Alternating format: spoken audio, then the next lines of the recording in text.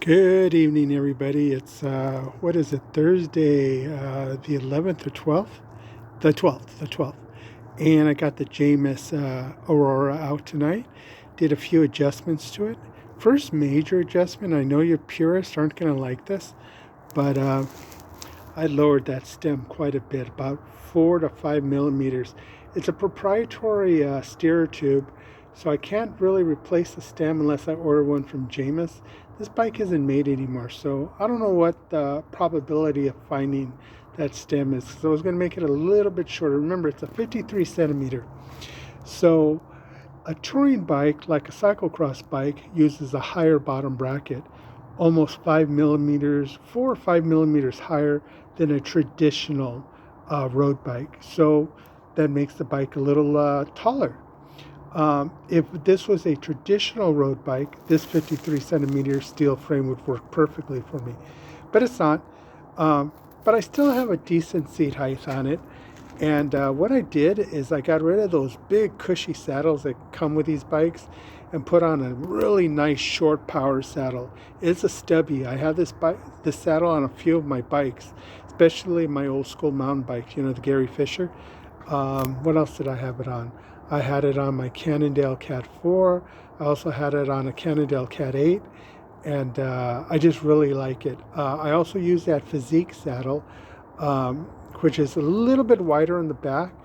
I believe it's a C17.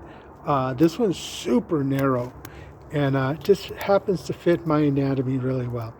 Okay, you guys know I put on the front light. Front light is 300 looms, and I put on the blinking rear light. Both these lights are rechargeable.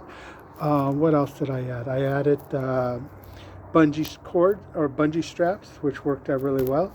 I went back to platform pedals, but now that the seat's a little bit higher, I might go back to clipless and use my SPDs on it. I probably won't use my XTs. I'll probably just use my basic XPDs. Put on a bungee cord on the front, 2 bungee cords on the front. Really starting to polish out this frame. I can't believe the condition this bike is in. It's a 2016, and this bike's in beautiful, beautiful condition. I love the Canty brakes. I really love the fenders, and I really thought the fenders would rattle, but there's so many. They're hooked up so nicely with the brackets and everything, and he even put a foam fitting on one of them so it'll dampen vibration, which that's the one thing I hate about fenders is when they rattle. They got the rubber ends on them, so that's kind of nice. So they're full fenders.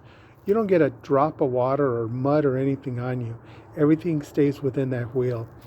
And the best thing about this bike, you guys all know, those Ultegra wheels those are entry-level race wheels. You can race on these wheels. And I know it's a touring bike. I know I should be, sporting 32-hole wheels, but these 24s, and they're bladed. That's the funniest part. But we're using 700 by 32 Victoria Randonneur tires. So this bike's turning out sweet.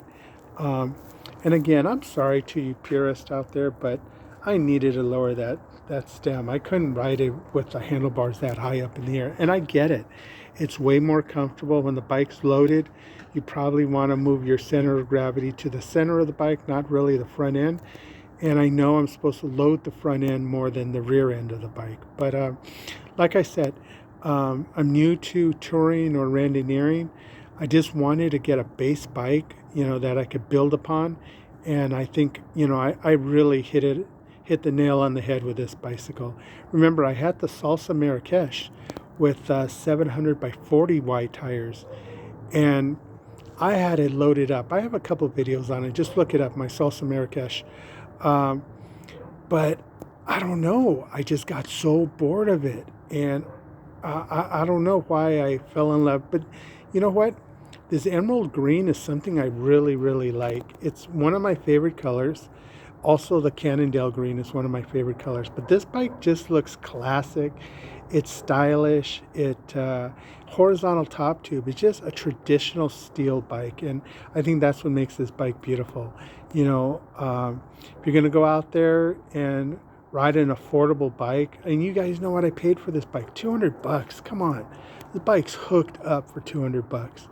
You know, anybody would have been happy with this bike. In fact, I listed it on OfferUp about 2 or 3 days ago just to get a feel for what's out there and what people are willing to pay. And my first offer was $450 on the bike. I asked for $500, you know, and the dude was willing to pick it up on this Saturday. I said, nah, I'm keeping the bike. You know, I just, you know, obviously fibbed and told him I sold it. But if he ever sees me on YouTube, he's going to call me a jerk. Anyways, talk to you all soon, guys.